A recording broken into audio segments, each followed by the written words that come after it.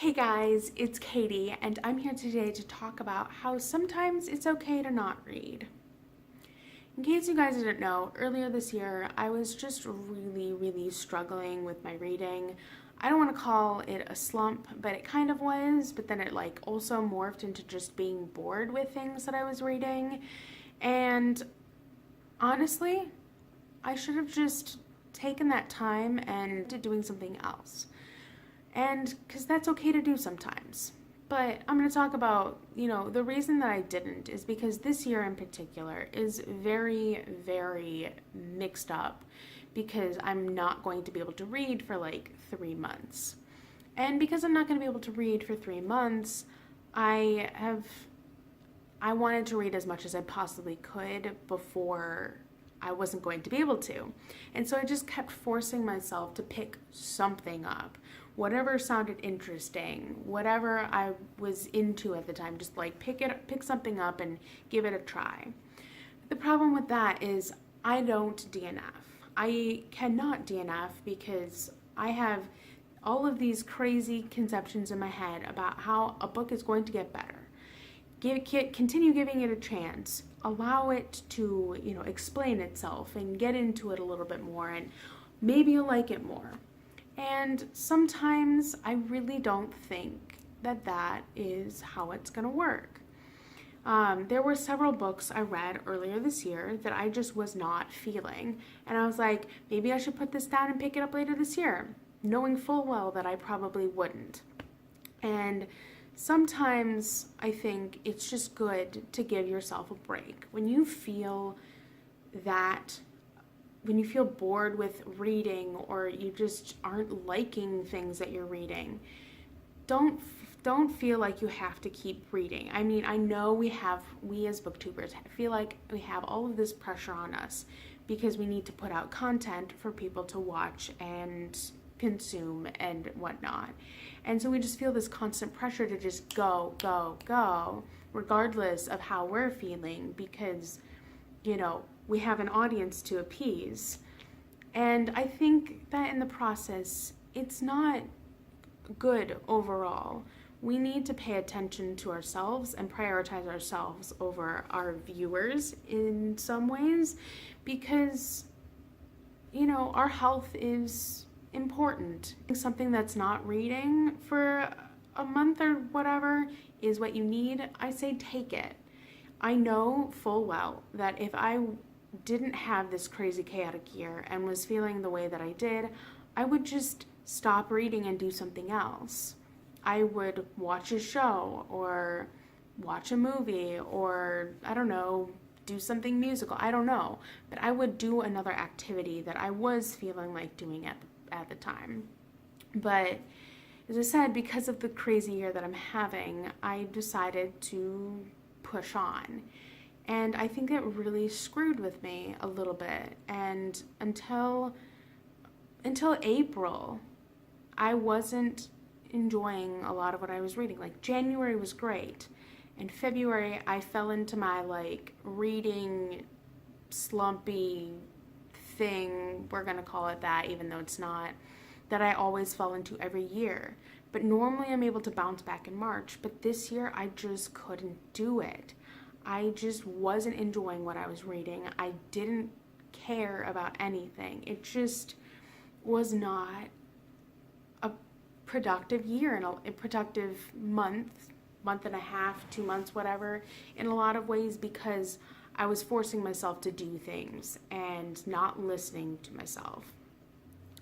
So, I mean, basically the main part of this discussion thing is listen to yourself and feel free to take breaks, because you matter, your health matters, and you should do what you enjoy. Don't let the pressures of this thing that you're doing for fun, this hobby, impact that. And I know that this is actually something that several other booktubers over the last couple of years have suffered from. I've seen many videos of like this. I mean, it impacts us sometimes. We feel like we have to read certain books, and we feel like we have to be something that one might not necessarily be. Like, a lot of people I know buy into the hype of books and then they sorely regret it because they are just not into the hype, you know what I mean? They feel like they can't say bad things about it because so many people love it, and you just end up becoming someone that you're not. And that's the problem with this platform in some ways, because it's like everyone loves one thing, and then when someone doesn't like it, it's a big deal, or people feel afraid to let their thoughts out and talk about, you know, why they didn't like it and whatnot. It causes some stress in the community, I think. I've talked to people who didn't like books that everyone likes, like, you know, Leigh Bardugo's books, for instance. I was not a fan of the Gracia trilogy, not for exactly the same reasons as everyone else, but it's a pretty popular book series and it's quite polarizing. Same with Six of Crows. I didn't love it. I didn't hate it. I was just kind of in the middle about it. And I know so many people that just love that series so much, and just hearing someone say something negative about it, just, you get jumped on in some way, shape, or form. And so, I mean, it's just like, we shouldn't have that crippling fear. We're all here for a common purpose of talking about books, and we're all going to have different opinions and different thoughts and different interpretations of the things that we read, because everyone's experiences are different. And I guess that also just goes with, you know, your reading ebb and flow, if you will. I know some people who claim they've never had a slump. It could be argued that I've never had a slump either. I just go through these periods of time where I either get bored or I'm just not liking what I'm reading, and I just kind of do something else for a while. But I'm reading things that aren't books. Like, you guys know that I read a lot of fanfic, and I find great joy in reading fanfic. It's still reading, it's just not the society's acceptable version of reading. And it's not, you know, reading a physical thing. It's reading a story on a computer that is self-published by some random person. And I mean, that's really nice too. As I said, it's still reading. But sometimes there are times where I don't want to do either type of reading, any type of reading, whether it's for school or for fun or even fanfic. There are times where I just don't want to do any reading whatsoever, and that's okay too. We all have multiple different interests. We're all humans that have many, many different sides to us, more than we just put on BookTube or YouTube in general. We are complex beings, and we have lives outside of things like this, and sometimes it's hard to balance, and sometimes things affect you in one way or another, and you don't have the capability. But the thing that people, I think, on BookTube fail to realize is that even if you're in a slump or you're struggling with your reading, you can still put out content. You can put out discussions, you can put out tags, or you can vlog and talk about your reading slump and whatnot. I mean, there are so many other video ideas out there that are about reading that don't require you to be reading at the time that you're doing the creating. And I think that's what's so unique about this community is, yes, we are primarily here to talk about the books that we read and the books that we have read and that we're going to be reading and whatnot. But when it comes down to it, there are so many other things out there that we can do surrounding reading without it. You get my meaning? Like, for example, my good friend Vendi from Caught Between Pages does this beautifully wonderful segment called Bookie Cookin', where she has, you know, read a book or whatever and is inspired to make a dessert or treat or some dish surrounding a book dish.